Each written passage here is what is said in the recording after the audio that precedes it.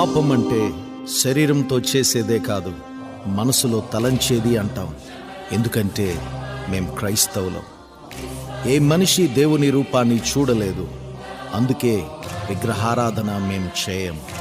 ఎందుకంటే మేం క్రైస్తవులం. దేవుడంటే సృష్టిని చేసినవాడు. ఆ సృష్టికర్తకు విదేశీ దేవుడనే మాటే లేదంటాం. ఎందుకంటే మేం క్రైస్తవులం. ఎన్ని బాధలు పెట్టి హింసించినా ప్రేమతో క్షమిస్తాం.